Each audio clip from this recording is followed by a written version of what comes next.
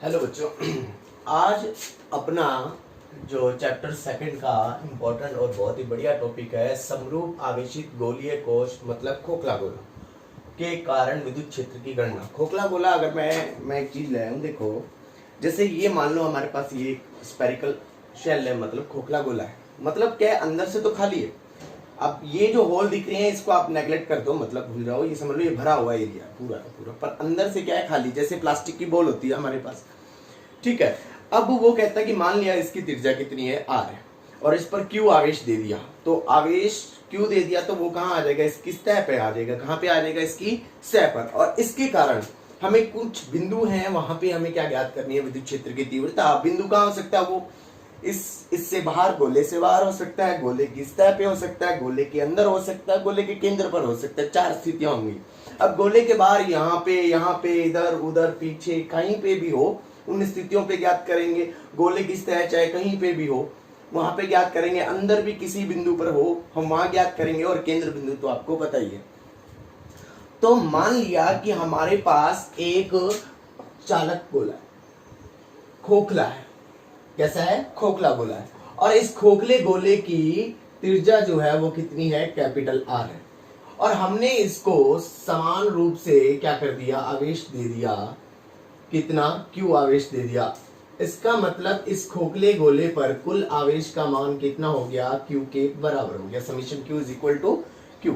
ठीक है। अब क्यू आवेश ही लिखो, बाद में अपने इसको क्या है, summation Q is equal to Q वाली बात आगे कर लेंगे। ठीक है। कितना आवेश दिया है हमने, इसको क्यू आवेश दिया है। अब दूसरी बात, इसकी त्रिज्या आर है तो इसके पृष्ठ पर कितना है, क्यू आवेश वितरित है। तो हम क्या ज्ञात कर सकते हैं, पहला काम, थ्योरी आपको वहां पीडीएफ में मिल जाएगी। ठीक है ना। और अब तो आपको स्क्रीनशॉट लेने की भी जरूरत नहीं है, क्योंकि इसका भी पीडीएफ मैं आपको डाल दूंगा, वहां पे मिल जाएगा। और बहुत बढ़िया तरीके से साफ सुथरा लिखा हुआ है, देख लेना आगे। यहाँ पे क्या कहता, अगर अपने यहाँ पे क्या निकाले, सबसे पहला काम होगा पृष्ठीय आवेश घनत्व।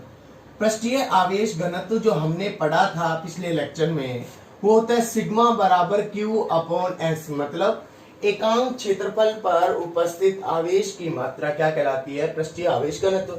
अब कुल क्षेत्रफल पर कितना आवेश है, क्यू, तो एकांक पर कितना होगा, क्यू बटे एस। अब इसका क्षेत्रफल हमने क्या माना, एस, और उसका मान कितना होगा, गोले का क्षेत्रफल कितना होता है, 4 पाई, कैपिटल आर है तो कैपिटल आर स्क्वायर, तो क्या हो जाएगा, Q by 4 pi R square हो जाएगा। इक्वेशन नंबर इसको 1 दे देंगे। अब अगला काम, अब हमारे काम क्या होंगे कि इसके जो केस है, जैसे गोले के बाहर, गोले के सतह पर, गोले के अंदर और गोले के केंद्र पर। तो हमारा फर्स्ट पॉइंट क्या आएगा, गोले के बाहर स्थित बिंदुओं के लिए। किसके लिए, गोले के बाहर स्थित बिंदुओं के लिए। अब गोले के बाहर स्थित होगा तो मान लो वो बिंदु यहाँ पे, यहाँ पे, यहाँ पे, कहीं पे भी, आगे पीछे कहीं पे भी हो, तो उस स्थिति में उस बिंदु की केंद्र से दूरी मान ली आर है। ठीक है। तो वो सीधी सी बात है, बाहर होगा तो इस कैपिटल आर से तो बड़ा होगा, इस स्थिति में कैपिटल आर से बड़ा, small R is greater than capital R. ऐसी स्थितियां हमने कहाँ की थी, 11th में गुरुत्वाकर्षण वाले चैप्टर में भी की थी। ठीक है ना। अब हम इसी डायग्राम को करना है, इसी डायग्राम का यूज करेंगे, लेकिन हमें गाउस के नियम का उपयोग करना है। अब गाउस के नियम का उपयोग करने के लिए हमें क्या चाहिए, गाउसियन पृष्ठ चाहिए। तो माना बिंदु केंद्र बिंदु ओ से, ये मैं थ्योरी बोल रहा हूं, वहां लिखी हुई है, माना कि केंद्र बिंदु ओ से गोले के आर दूरी पर एक बिंदु यहाँ पे है पी। यहाँ पे कौन सा बिंदु है, पी बिंदु है। अब वो पी बिंदु जो आर दूरी, अब देखो ये जैसे है वो यहाँ पे हो सकता है, यहाँ पे आर दूरी पर हो सकता है, यहाँ पे, यहाँ पे, यहाँ पे, यहाँ पे, कहीं पे भी हो सकता है। यदि हम उन सभी आर दूरियों को मिला दें तो हमारे ऊपर, अगर हम यहाँ पे बात करें तो इस खोखले गोले के ऊपर भी हम एक गाउसियन गोलीय पृष्ठ मान सकते हैं। ठीक है। तो इसके ऊपर क्या बन जाएगा, एक गाउसियन गोलीय पृष्ठ बन जाएगा। भाई आवाज से कोई इफेक्ट नहीं है, वो बॉल गिर गई नीचे। ठीक है। अब देखो ये हमने कहा कि गाउसियन गोलीय पृष्ठ बन गया। अब ये आवेश है, इसके कारण तीव्रता कैसे होगा, मान लो आवेश यहाँ पे है तो तीव्रता सभी दिशाओं में होगी, इधर इधर। तो इसी के कारण यदि मैं बात करूं तो यहाँ पे विद्युत क्षेत्र की तीव्रता हमें इस तरफ मिलेगी। ठीक है। अब हमें क्या करना है कि इस गाउसियन पृष्ठ का उपयोग करते हुए हमें विद्युत क्षेत्र का मान ज्ञात करना है। तो हम सबसे पहले क्या करेंगे, मान लिया हमने इसके गाउसियन पृष्ठ पर एक क्षेत्रफलीय अल्पांश ले लिया, कौन सा, ds ले लिया। ये क्षेत्रफल ये अल्पांश आ गया, जिसकी दिशा भी किधर है, इधर। तो देखो दोनों की दिशाएं समान है, तो थीटा बराबर सीधी सी बात है कितना आएगा, 0 डिग्री आएगा। अगर ये अल्पांश यहाँ होता तो विद्युत क्षेत्र की दिशा और अल्पांश की दिशा समान। अगर अल्पांश यहाँ पे भी होता तब भी यही बात बनती। आप अल्पांश चाहे कहीं पे भी ले लो, ठीक है। अब मैं देखो, अगर अल्पांश सामने लेता तो यहाँ पे जो आवेश है उसके कारण तीव्रता बाहर की ओर, और अल्पांश की क्षेत्रफल अल्पांश का डायरेक्शन भी बाहर की ओर, तो दोनों समान होंगे, तो थीटा बराबर क्या होगा, 0 डिग्री होगा। उससे हमें कोई इफेक्ट नहीं पड़ने वाला।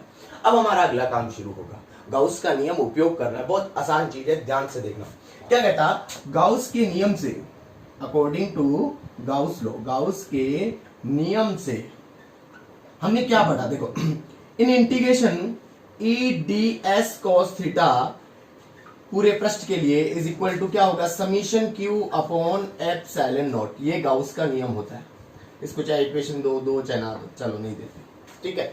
अब सबसे पहले बात करेंगे किसकी, अब उसमें तो क्या था, हम पिछले टॉपिक में करके आए थे, हमने तीनों पृष्ठों को अलग किया था। अब ये 3 पृष्ठ तो है नहीं, एक ही पृष्ठ है, गोलीय पृष्ठ है। तो हम क्या करेंगे, सबसे पहला काम क्या होगा, देखो पृष्ठ के लिए अगर अपने बात करें तो ई जो है समांतर है किसके, अल्पांश, क्षेत्रफल अल्पांश के क्या है, समांतर है। इसका मतलब हम कह सकते हैं थीटा बराबर 0 डिग्री, और cos 0 का मान जो होता है वो कितना होता है, 1 होता है। कितना, 1, पता है ना। अब देखो आगे, यहां मान रखेंगे cos 0 डिग्री रखेंगे तो कितना हो जाएगा, 1। तो उस स्टेप को मैं नहीं लिख रहा, मैं सीधा लिख रहा हूं।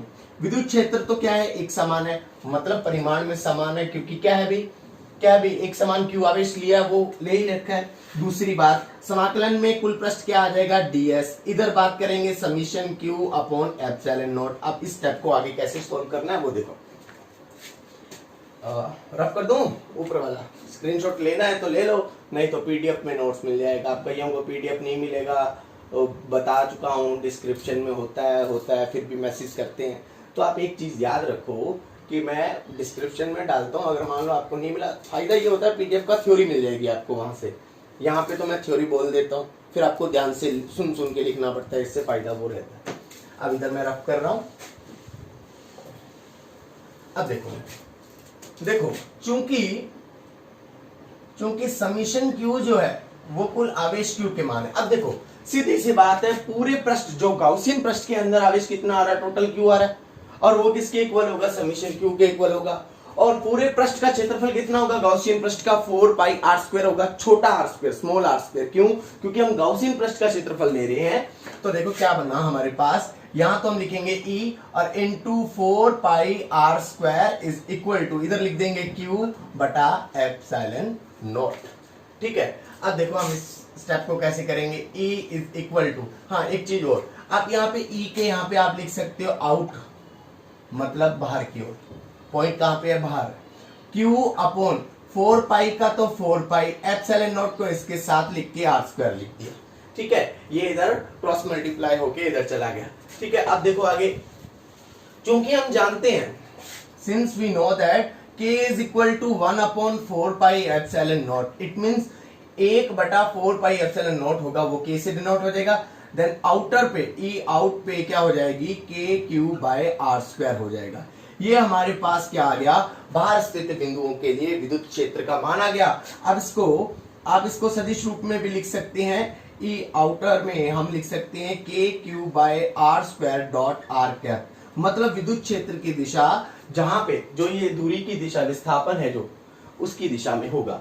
अब यहां से एक चीज और क्लियर हो रही है, E आउटर जो है वो इनवर्सली प्रोपोर्शनल टू, मतलब व्युत्क्रम कर्मानुपाती है किसके, दूरी r के वर्ग के, दूरी r के वर्ग के व्युत्क्रमानुपाती, अर्थात ये बिंदु जितना दूर होगा तो भाई इसके कारण उस बिंदु पर विद्युत क्षेत्र का मान उतना ही कम होगा। ये आपका इसका फर्स्ट पॉइंट था कि अगर बिंदु गोले के बाहर स्थित हो। ठीक है, आप इसका स्क्रीनशॉट ले लो भाई, और थोड़ा वो लाइट लुट कर दिया करो भाई। करें आगे। अब देखो सेकंड स्टेप मैं यहीं पे ही कर रहा हूं, क्योंकि सेकंड बहुत माइनर सा है। देखो सेकंड पॉइंट क्या था, चूंकि अब अपने पास बिंदु कौन सा आएगा, गोले के गोलीय कोश के स्तर पर। अब स्तर पर हुआ तो एक चीज देखो, बिंदु कहाँ आ गया, इस गोलीय कोश की सतह पर, तो मतलब उसकी केंद्र से दूरी है स्मॉल आर, और गोलीय कोश से केंद्र की दूरी जो है वो त्रिज्या कितनी है, कैपिटल आर है। तो मतलब इस स्थिति में स्मॉल आर किसके बराबर होगा, कैपिटल आर के बराबर होगा। तो हम लिखेंगे इस स्थिति में small R is equal to capital R. और मैं अब इस डायग्राम को इस तरीके से शॉर्ट आउट कर दूंगा। अब वो बिंदु कहां आ गया भाई, यहां पे आ गया, ठीक है, खोखले गोले पर आ गया पी बिंदु। अब इस स्थिति में तो आप सीधा कर सकते हो, यहाँ पे स्मॉल आर की जगह कैपिटल आर डिनोट कर देंगे। ई एस मतलब सरफेस पर क्या आ जाएगा, K Q by capital R square. Is that clear, बात समझ आई आपको, बहुत आसान सी चीज थी। लेकिन दिशा तो वो ही रहेगी, वेक्टर फॉर्म में लिखोगे तो E S is equal to K Q by R square, but ये डायरेक्शन तो स्मॉल आर के अकॉर्डिंग ही रहेगी। अब इसको और कन्वर्ट भी कर सकते हो, इसमें कोई बड़ी बात नहीं है। कैसे, देखो आप इसको वापस पुनः ये लिख दें, E is equal to 1/4 pi epsilon not Q by R square लिख सकता हूं, ठीक है। मैं इसको ऐसे भी लिख सकता हूं, देखिए E इज इक्वल टू, अब देखो मैं इसको क्या कर रहा हूं, 1/एप्सिलॉन नॉट को अलग लिख दिया और Q/4 पाई आर स्क्वायर को अलग लिख दिया। आपको याद होगा मैंने इस टॉपिक की इनिशियल टाइम में मतलब स्टार्टिंग पॉइंट पे क्या किया था, एक इक्वेशन नंबर 1 दी थी, वो थी क्या कि पृष्ठीय आवेश घनत्व सिग्मा बराबर Q/4 पाई आर स्क्वायर होता है।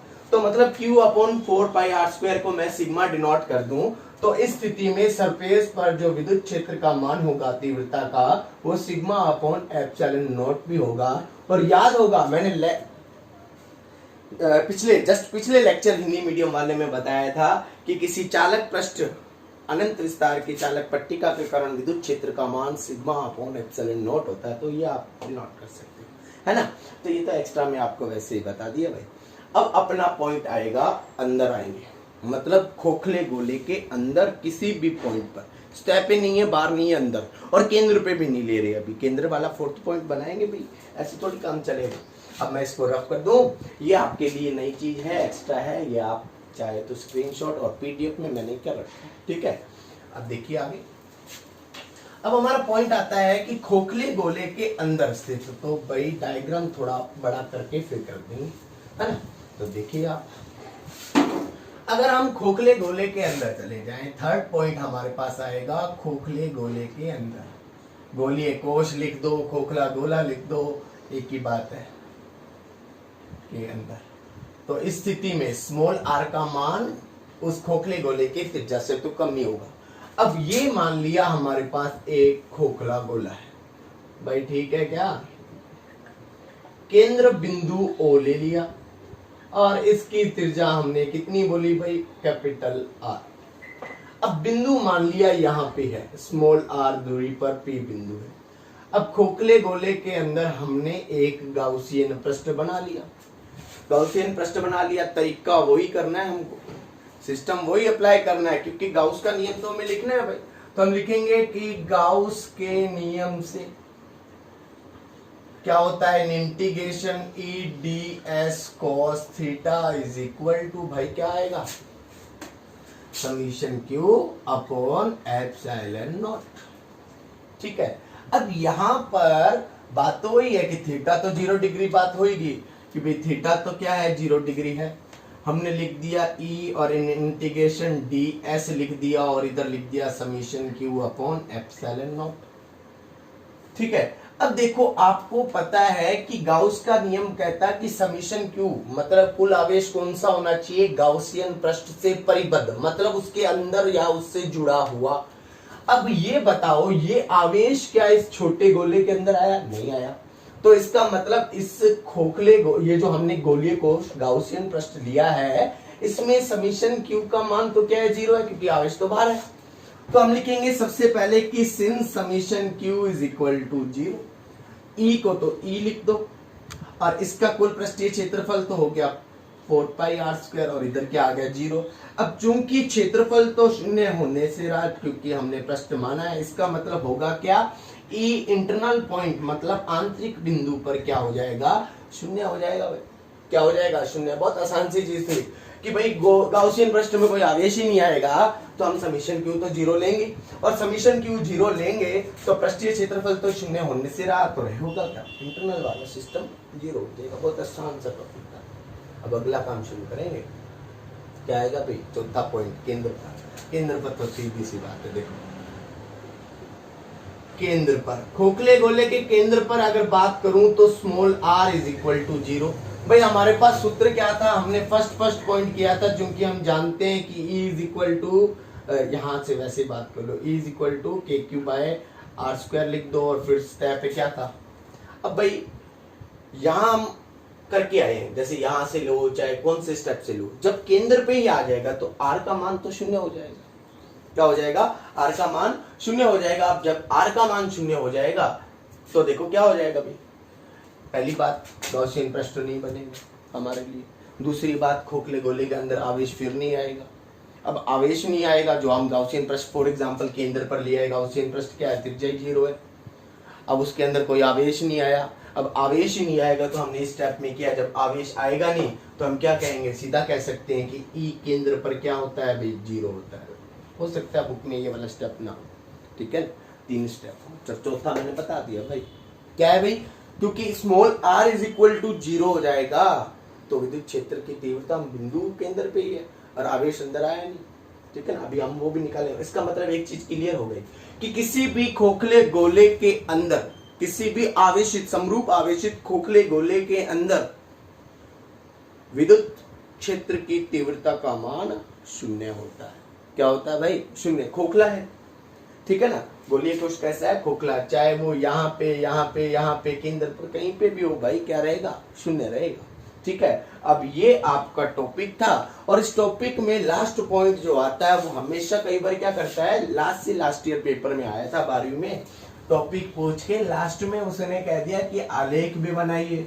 अब बंदा क्या करता है, वो देखता है खोखला गोला, चल भी चेक कर दिया। अब भाई कर तो दिया, वो आपने आलेख तो बनाया नहीं, और उसका आलेख का आधा नंबर था और वो कट गया।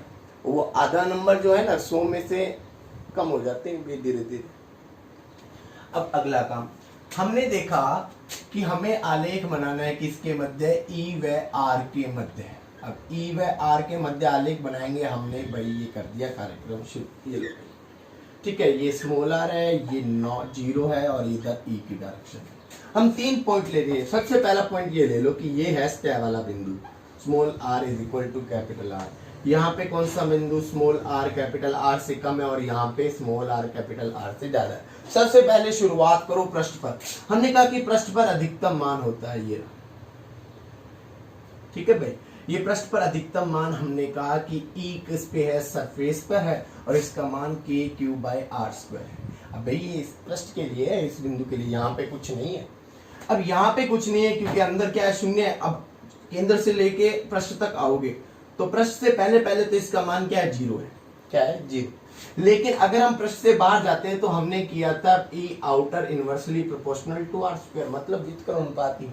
तो उस स्थिति में आलेख बनेगा ये, आप यहां लिख लेना E outer inversely proportional to R square. याद है कूलॉम के नियम में भी किया था, ठीक है। और अंदर वाला लिख लोगे E internal is equal to zero. भाई ये हो गया आपका टॉपिक।